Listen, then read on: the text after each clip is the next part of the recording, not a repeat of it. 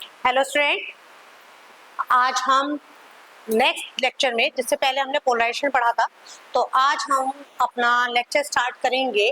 थोड़ा सा ब्रीफ करेंगे लाइट को, थोड़ा सा लाइट की पार्टिकल नेचर को, और पार्टिकल नेचर के साथ में पोलराइजेशन हम स्टार्ट करा हुआ था, तो इस पार्टिकल के जो भी पोलराइजेशन का जो पार्ट हमारा रेस्ट बच रहा था, उसको हम यहाँ पे आज कवर करेंगे। ठीक है, तो कहाँ तक मैंने बता दिया था, एक छोटा सा ब्रीफ में व्हाइट बोर्ड पे दे देती हूँ।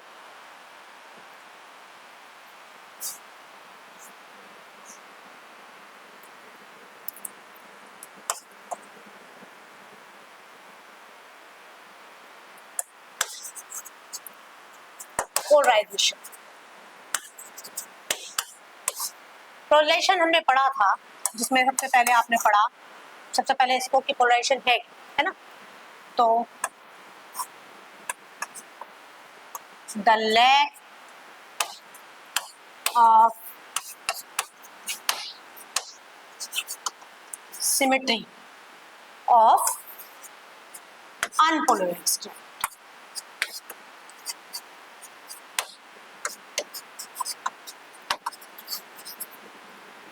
unpolarized light is known as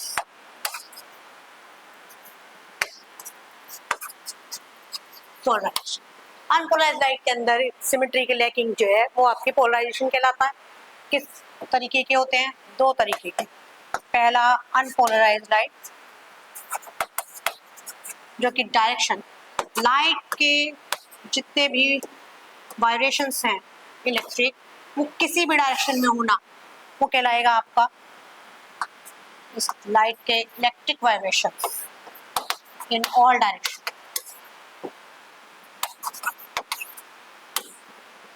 unpolarised light denoted by star.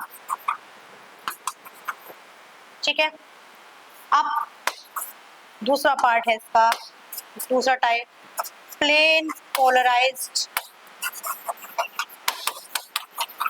Light.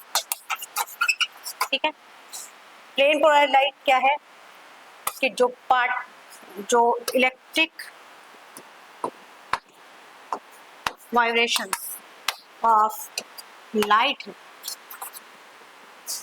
वो क्या होंगे, या तो along with the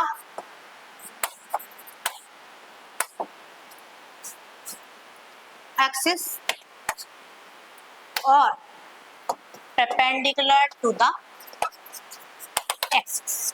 ठीक है, जो along होंगे उनकी रिप्रेजेंटेशन along की denoted by dot along to axis, और जो भी वाइब्रेशंस आपके परपेंडिकुलर हैं, परपेंडिकुलर टू द एक्सिस,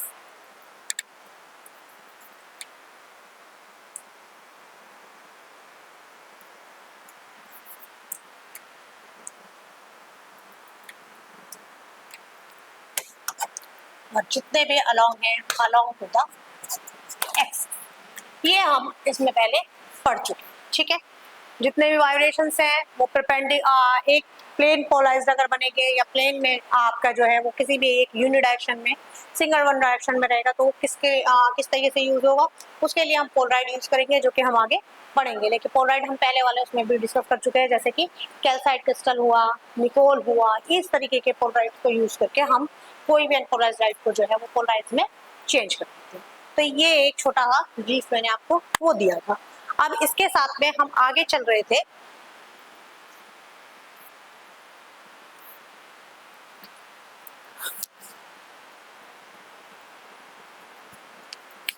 एक क्वेश्चन लास्ट लेक्चर में रह गया था जो हम डिस्कस करने वाले थे, उसे यहाँ पे आज डिस्कस कि to prove that reflected light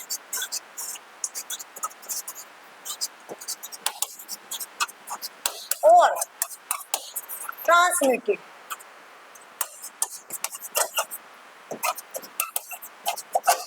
remains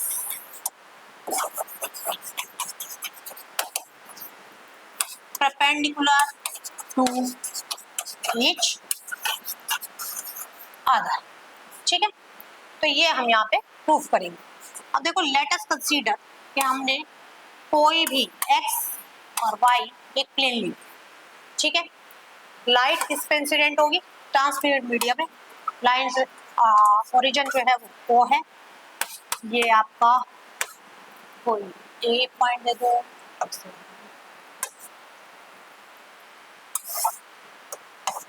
दे दो, और ये आपका सी। ये अगर पोलराइजिंग एंगल क्या बना? किसी भी एक पोलराइजिंग एंगल पी, और आई जो है वो पी होता है। Incident angle is equal to polar. तो कुछ पार्ट क्या होगा? रिफ्लेक्ट हो जाएगा, और कुछ पार्ट जो है वो ट्रांसमिट हो जाएगा।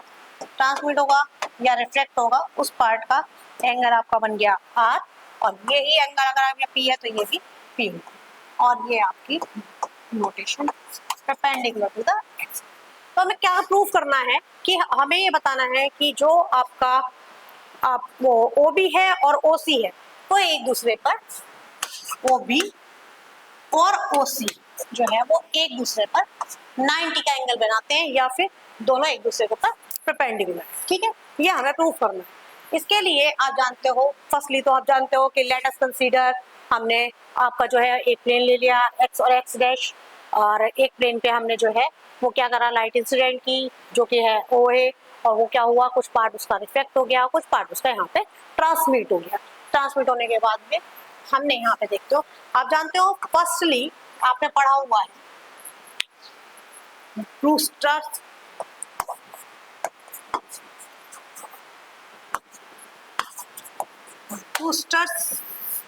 लॉ। तो अकॉर्डिंग टू ब्रूस्टर्स लॉ तुम जानते हो mu is equal to 10 P. ये आपका फर्स्ट इक्वेशन, ठीक है। या फिर इसे खोल दे, mu is equal to sine P upon में कॉस पी, ठीक है। ये आपकी सेकेंड इक्वेशन बन गई। अब एक लॉ आपने और पढ़ा हुआ है, तो पढ़ा है आपने रिफ्रैक्टिव इंडेक्स का ही, कि mu is equal to as according to Snell's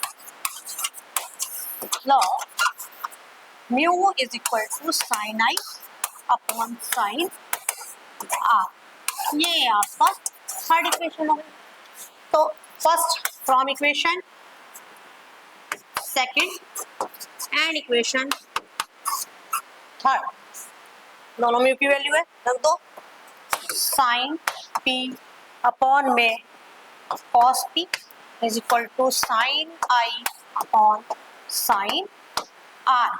since we know that angle of incident is equal to angle of polarisation, तो ये क्या हो जाएगा? Sine P upon sine R, इससे ये कैंसिल, कॉस पी और is equal to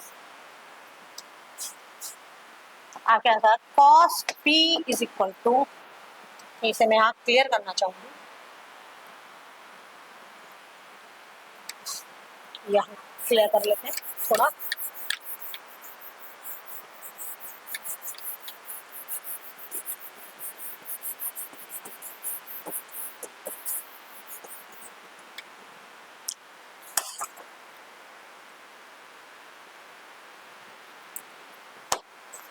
cos p is equal to sin r, और cos p को क्या कर सकते हैं तो लोग 90 minus theta is equal to sine r, या फिर 90 minus p is equal to r, और r plus p is equal to 90 degree, और as according to the film ये हो जाएगा O B plus O C is equal to 90। यही आपको proof करना कि रिफ्लेक्टेड लाइट और ट्रांसमिटेड लाइट दोनों एक दूसरे के ऊपर 90 का एंगल बना के एक दूसरे के ऊपर हमेशा परपेंडिकुलर रहती। तो ये यहाँ पे क्लियर हुआ। इसको एक मैं छोटा सा एक वो दे दूँ, इसके लिए क्या करा आपने, रिफ्लेक्टेड लाइट के लिए एक ट्रांसपेरेंट मीडियम लिया, मीडियम के ऊपर इंसिडेंट लाइट की, कुछ पार्ट उसका रिफ्लेक्ट हुआ, कुछ पार्ट उसका रिफ्लेक्ट हुआ, और हमको यही बताना है कि रिफ्लेक्टेड लाइट और रिफ्लेक्टेड लाइट किसी भी ट्रांसपेरेंट मीडियम पे अगर है तो वो दोनों एक एंगल बनाते हैं 90 डिग्री का, जिसमें हमने क्या किया कि पहले ब्रूस्टर्स लॉ पे लिया, ब्रूस्टर्स लॉ लिया, ब्रूस्टर्स लॉ पे म्यू की वैल्यू ली, और हम जानते हैं स्नेल्स लॉ जो कि हमने ओरिजिन से लिया, तो ओरिजिन ओ पे स्नेल्स लॉ को यूज किया, दोनों को हमने कंपेयर किया, और करने के बाद में आपका रिफ्लेक्टेड एंगल और पोलराइज्ड एंगल जो है वो 90 डिग्री यहाँ पर शो।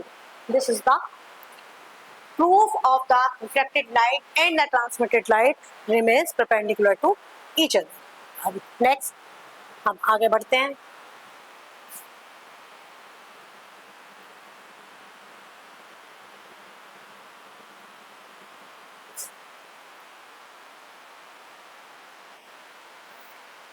हम यहाँ तक आ चुके हैं, जिसे हमने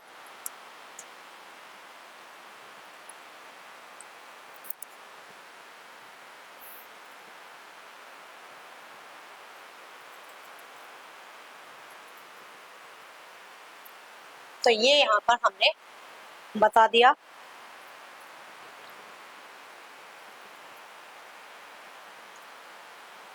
ब्रूस्टर्स लॉ, ब्रूस्टर्स क्या था, ब्रूस्टर्स ने भी एक बहुत इंपॉर्टेंट जो दिया था, उसने दिया था ब्रूस्टर्स ने, कि ब्रूस्टर ने गिव किया था रिफ्लेक्टेड एंगल आपका रिफ्लेक्टेड एंगल पे, और जो आपका एंगल ऑफ पोलराइजिंग का जो एक दोनों के ऊपर उन्होंने एक लॉ दिया था जो कि कहलाया आपका ब्रूस्टर्स लॉ। तो इसी को देख लेते हैं यहाँ पर कि Brewster states that when one polarized light is incident on a transparent media like a glass sheet of water, a certain angle called the polarizing angle or the reflected light becomes completely plane polarized, और वो Brewster's law जो है वो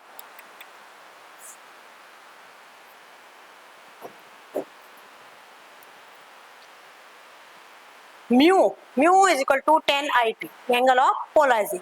तो ये आपका Brewster's law है।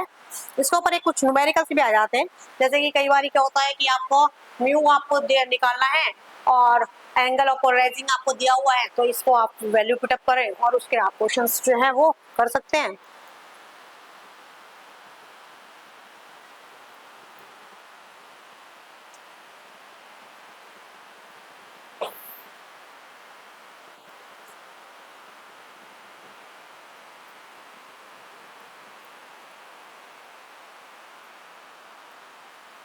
यहाँ पर हम एक इम्पॉर्टेंट निकोल प्रिज्म जो है वो डिस्कस करने जा रहे हैं।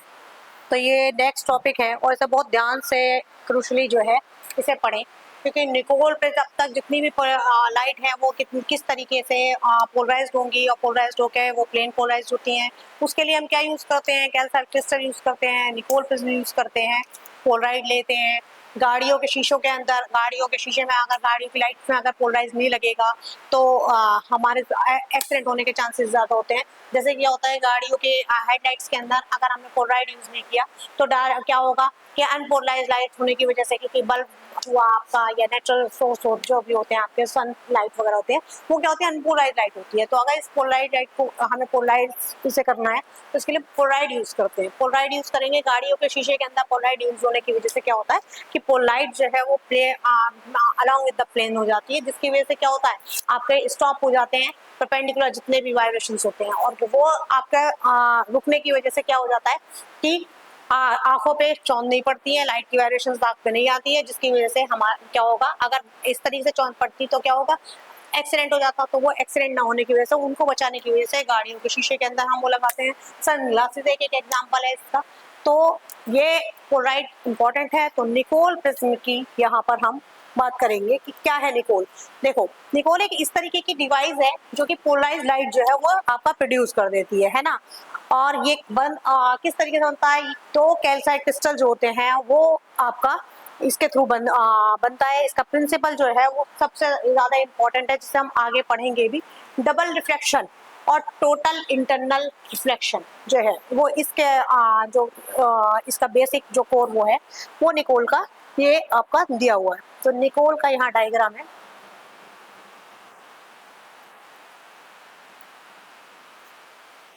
देखो निकोल प्रिज्म का डायग्राम है कि अनपोलराइज्ड लाइट जो है वो क्या करा आपने, ये आपके जो दो प्रिज्म जो है वो बैक टू बैक आपको इनको मर्ज करके कनाडा बाल्सम एक ट्रांसपेरेंट मीडियम है जिसका रिफ्रैक्टिव इंडेक्स सबसे ज्यादा हाई होता है, उस रिफ्रैक्टिव की वजह से इसको यहाँ पे एक ट्रांसपेरेंट मीडियम है उससे से इसने अलाइन कर दिया।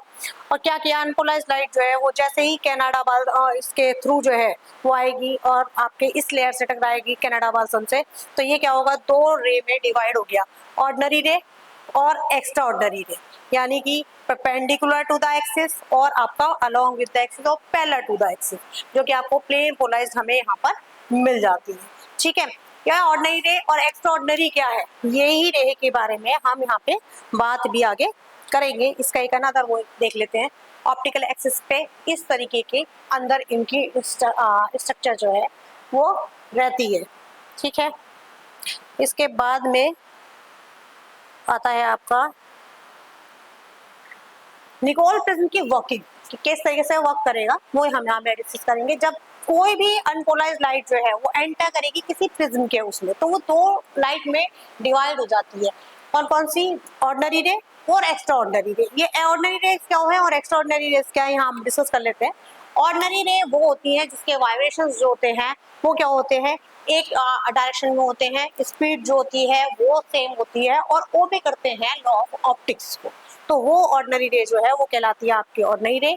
और एक्स्ट्रा ऑर्डिनरी जिसको हम ओ रे भी बोलते हैं, और एक्स्ट्रा ऑर्डिनरी रे जिसके एक्सिस जो वाइब्रेशंस होते हैं वो अदर डिफरेंट डायरेक्शंस में होंगे, और जो डिफरेंट डायरेक्शंस में होने की वजह से क्या होगा कि डिफरेंट डायरेक्शंस में है और उनकी जो वाइब्रेशन जो स्पीड है वो भी डिफरेंट होगी, अलग अलग डिफरेंट पॉइंट्स की, तो वो कहलाती है आपकी एक्स्ट्रा ऑर्डिनरी रे।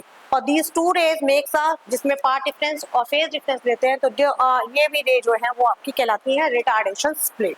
तो ordinary rays undergoes total internal reflection जो होता है वो करता है, और एक्स्ट्रा ऑर्डिनरी रे जो है वो एमर्ज कर देती है प्रिज्म को by as a plane polarized light.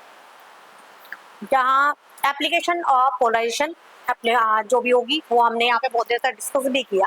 Reflection के थ्रू भी एप्लीकेशन आपने देखे होंगे, रिफ्लेक्शन के थ्रू भी कि क्या होता है कि एक ये भी देखिए आप स्कैटर्ड लाइट की, लाइट के कुछ पार्टिकल्स जो होते हैं वही जो भी आपके पार्टिकल्स हैं वो लाइट में अगर जितने भी फॉल होते हैं उसी की स्कैटर्ड लाइट की वजह से आकाश हमको नीला दिखाई देता है, जिसपे हम पहले बात कर चुके हैं। और इसके साथ में ही वो भी एक हमारा पोलराइजेशन का एक वो दिया जा सकता है। और इसी के साथ इसके एग्जांपल्स में देखो, पोलराइड सनग्लासेस जो है, जितनी भी लाइट है हमारे ऊपर एकदम सनग्लासेस हम यूज करते हैं, क्यों करते हैं कि उस पोलराइड को इस तरीके से यूज कर लेते हैं कि सनग्लास जो है वो हम करेंगे जिसकी वजह से लाइट जो है वो हमारी क्या होती है, प्लेन पोलराइज्ड है, आंखों के ऊपर हमारे चौंध ना रहे, तो हम सनग्लासेस करते हैं। एलसीडी जो स्क्रीन जो है वो भी इसी तरीके से बनी हुई होती है कि लाइट जो है वो हमें पोलराइज्ड होकर मिले, उसकी लाइट जो है उसके अंदर पोलराइज्ड रहे और पोलराइज्ड होकर ही स्क्रीन जो है वो हमारी दिखती है। फोटोग्राफिक फिल्टर्स जो होते हैं वो भी इसी तरीके के होते हैं कि लाइट को जो है वो एक जगह सेंटर किया जाता है, सिर्फ प्लेन पोलराइज किया जाता है। स्ट्रेस एनालिसिस इंजीनियरिंग, इसमें भी जितने भी इंजीनियरिंग वगैरह होती है, स्ट्रेस एनालिसिस जितना भी होता है उसमें भी हम जो है पोलराइड यूज करते हैं। 3D मूवी जो हम जाते हैं, टेक्नोलॉजी 3D चश्मा लगाया, 3D मूवी जो देखते हैं उन्हें भी हम सेंटर होके, क्योंकि लाइट जो होती है वो अगर हमारी अनपोलराइज्ड होगी तो वो जो विजन होंगे वो हमारे को डिफरेंट दिखाई देंगे, रादर देन कि जब हमारी लाइट जो है वो पोलराइड हो जाती है और उन ग्लासेस पर पोलराइड लगे रहते हैं या उस फिल्म पे, उस फ्रेम पे पोलराइड जब यूज होता है, तो 3D मूवीज जो है वो आपको ज्यादा क्लियर और इस तरीके की जैसे है वो नेचुरल फिनोमिना में हमें दिखाई देती है। ठीक है, यहाँ देखो एडवांटेज ऑफ पोलराइजेशन, ये बहुत इंपॉर्टेंट है। ये इंपॉर्टेंट इसलिए भी है क्योंकि डेली लाइफ में भी आप जो है वो पोलराइजेशन को कहीं ना कहीं हम देख रहे हैं, उनके एप्लीकेशंस जो होते हैं वो हम देख रहे होते हैं। तो एडवांटेज क्या है देखो जरा, कि help prove that light is a transfer wave होता है, use in the optical instrument से भी है, उसमें पोलराइड जो है वो यूज होते हैं, पोलराइजेशन टेक्निक जो है वो यूज होती है, यूज इन साइंटिफिक रिसर्च और इंजीनियरिंग में यूजफुल होती है। ठीक है, इसको मैं यहाँ कंक्लूड कर दूं। और सिंगल प्लेन के लिए ब्रूस्टर्स लॉ जो है वो एक्सप्लेन करता है पोलराइजेशन को बाय द रिफ्लेक्शन। और दूसरा हमने बताया निकोल प्रिंस जो कि प्रोड्यूस करता है plane polarized light by using the double reflection. Next topic will be the double reflection क्या है। डबल रिफ्लेक्शन क्या है, जब भी कोई लाइट जो है वो मैं थोड़ा सा एक उसको बोल देती हूँ कि डबल रिफ्लेक्शन क्या है। जब भी कोई लाइट होती है किसी भी कैल्साइट क्रिस्टल से हम पास करते हैं तो क्या होता है कि या निकोल से पास करते हैं तो उसमें क्या होता है कि वो दो रे में डिवाइड हो जाती है, ऑर्डिनरी रे and second one is extraordinary ray. Ordinary रे क्या होती है कि हमेशा वो लाइट ओबे करती है, उसके वाइब्रेशन जो होते हैं वो स्पीड जो होते हैं उनकी सब बराबर इक्वल होती है। दूसरी चीज क्या होती है कि उनकी वो लाइट ओबे करती है लॉ ऑफ ऑप्टिक्स को, वो कहलाती है आपकी ऑर्डिनरी रे। और जबकि एक्स्ट्राऑर्डिनरी रे जो है अलोंग द पार्टिकल्स जो है वो टू द एक्सिस होते हैं और साथ में क्या होता है does not obey the law of optics. These two rays जो है वो कहलाती हैं आपकी रिटार्डेशन प्लेट्स पे, जिनमें पार्ट डिफरेंस और फेज डिफरेंस जो है वो डिफरेंट डिफरेंट होगा। उसको हम नेक्स्ट टॉपिक में विल बी आज का यह टॉपिक जो है यहाँ तक का रहा। Thank you.